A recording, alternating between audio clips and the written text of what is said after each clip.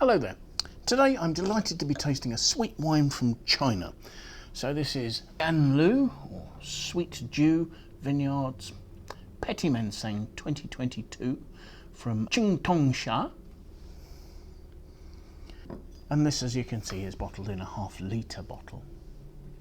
Qingtongxia is one of the more southerly and slightly warmer sub-regions of Ningxia, which is pretty much in sort of central to north China, where the vineyards grow on the floodplains of the Yellow River in the shelter of the Helan Mountains. The climate here is particularly continental. You have short, dry, hot summers and very cold winters.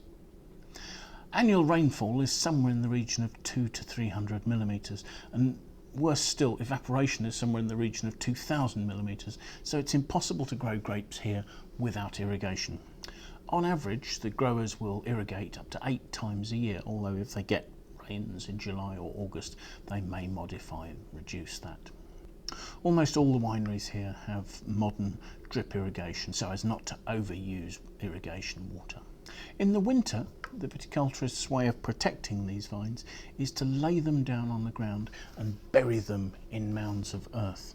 This is a very expensive, very labour-intensive technique, but is essential for the vines to live, because if they were left out in the open, the frosts here would kill them.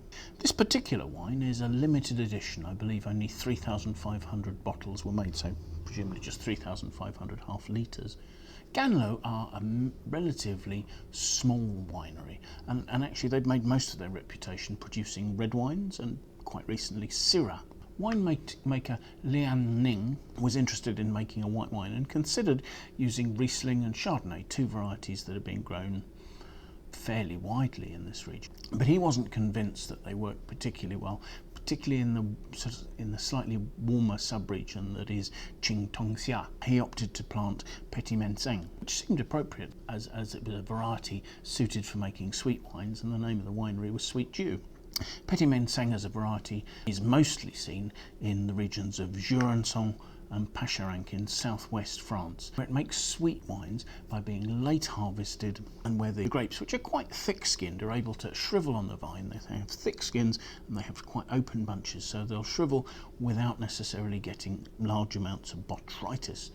This region, Qingtongxia, tends to produce more of Ningxia's sort of richer, fuller styles of wines and produce grapes with higher sugar levels. In fact, it's retaining acidity that is the challenge for winemakers here. And they're fortunate in that this is quite a windy area, and that can cool the grapes sufficiently to help them retain some of their acids. It's very notable that this area has lots of wind turbines, so I think that illustrates that quite well. I have very little information about this wine at all. Almost certainly in this region it will be hand-picked. There's almost no mechanisation in Ningxia. I'm assuming sweetness is achieved by late harvesting the wine. I've seen some suggestion this might spend some time aging in oak, but I'm not sure whether that is the case or not. So anyway, let's have a look at the wine and see what we make of it.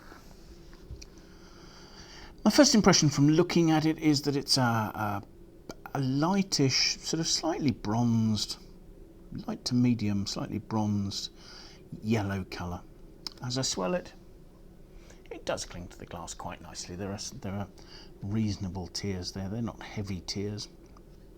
The wine seems to move quite freely. It's not treacly. So let's have a look at the aromas and see what we make of those, shall we? There are lovely lifted aromas here. There's a sort of a rich, ripe, juicy peachiness at the centre of things, but actually there's quite a lifted, quite an almost slightly sherbety note, a little bit like a sort of a crisp pear, giving some nice freshness there. I suppose there's a touch of lemony freshness as well. I don't see particularly notes of vanilla or cedar from oak aging, but it's possible they may be there. There's certainly a rich, ripe note at the end, almost sort of slightly honeyed, slightly treacly. So let's for taste, shall we?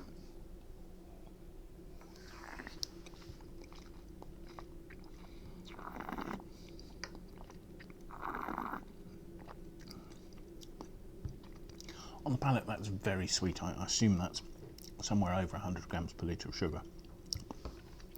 But there's lovely balancing acidity. It's good and fresh, and that's lifting some of those aromas out quite nicely. On the palate, there's much more of a sort of a mandarin orange freshness accompanying the sort of the rich, juicy peach notes. There is a sort of an apple and pear freshness at the beginning as well, though, which links in very nicely with the acidity. There's really some quite nice freshness on the mid-palate, and that's giving nice length. The finish is slightly more treacly and honeyed. It just about finishes sweet, but it's not in any way cloying, despite me talking about treacle and honey. There is a sort of a freshness, and I suppose they're almost sort of slight floral honeysuckle notes sitting on the top of the wine just at the end. I think that's a lovely example of Petit Manseng. It's aromatic, it's fresh. It's not too full or rich. I mean, that's a medium-bodied wine at most.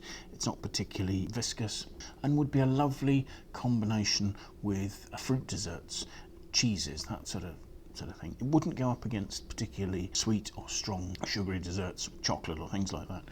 But it's delicate, it's elegant, it's persistent. It's a really well-made wine from a very interesting grape variety. I've been fascinated to try it, and it makes me think there's great potential in this region for making this style of wine. It would be lovely to see more wines like this in the future. Thank you very much for watching. I hope you find this of interest. If you've enjoyed the tasting, do please hit the like button below.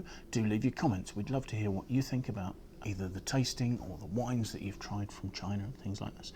Do please consider signing up, follow us on YouTube. That would be fantastic. Whatever you do though, I hope you'll join us for another tasting again in the near future. Bye for now.